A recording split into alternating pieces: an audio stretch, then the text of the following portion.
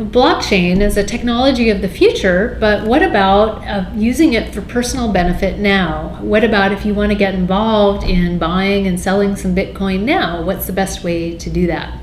So there are a number of different things you can do. Downloading a digital e-wallet is a good first step and a good way to have a wallet into which you can receive Bitcoin. You can fill your wallet from your bank or different kinds of exchanges currently, or from your friend. So maybe your friend is going to transmit some Bitcoin to you. And then from your digital wallet, you can purchase items via Bitcoin in person at a vendor point of sale by scanning your QR code and transferring Bitcoin, or on the internet by using your address to purchase something with Bitcoin. So one of the benefits of this is, for example, consider making a purchase with Overstock right now versus Amazon. So a site like Amazon, you need to enter your whole personal identity information and your financial information, your credit card information.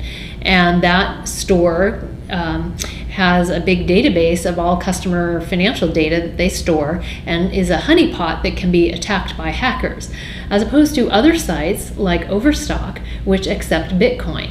So you can buy your same items there and you just buy it with Bitcoin. You don't need to give them your name or address except for the package delivery, but not for the payment information. You don't need to supply your personal financial data. And so already that's safer for you and safer for the store. They don't need to worry about protecting this honeypot database that can be hacked with their customers' credit card information. And the Bitcoin transfer is immediate. So it's safer and cheaper for you as a consumer, as well as safer for vendors. So you might consider using Bitcoin to purchase items like that. Bitcoin is very volatile. It's been at $2,700, $2,900 lately. It was at $800 for a year or more over a year ago. So the currency is very volatile and subject to investor interest and speculation. And so if you're an individual, certainly if you're speculating, it can be an interesting security to invest in for speculation purposes. It can, but it's not safe but it's a very high risk kind of security. And if you're a vendor, what if you're a vendor and you would like to accept Bitcoin as payment? And what about the volatility? So what happens is that when you sign up with a payment merchant like BitPay, every time that you receive a transaction in Bitcoin, it's automatically converted to the fiat currency. So there's not a very high risk of loss from currency conversion due to the volatility of the investment. Also, some of the funds by which you might presumably there will be more kinds of ETF or securities that are actually Bitcoin pegged in the future. There aren't a lot of options for this yet, but in these kinds of investment vehicles, one idea is a kind of an averaging. So the investor is not exposed to risk, but rather all the time there's a balancing between the fiat currency and the Bitcoin to try to solve for the volatility of the Bitcoin price.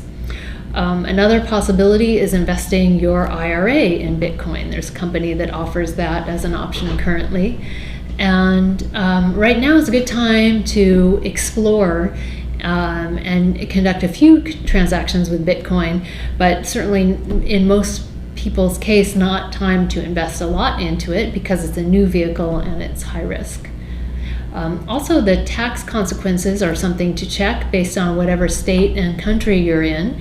Some regimes tax Bitcoin transactions as a currency, others as a security, and there are different regulations unfolding on different time frames in different tax regimes. So that's another element to be aware of when you're considering personal exposure to Bitcoin. But it's definitely a modern thing to start to get to be familiar with, to get a digital wallet and start conducting a few transactions.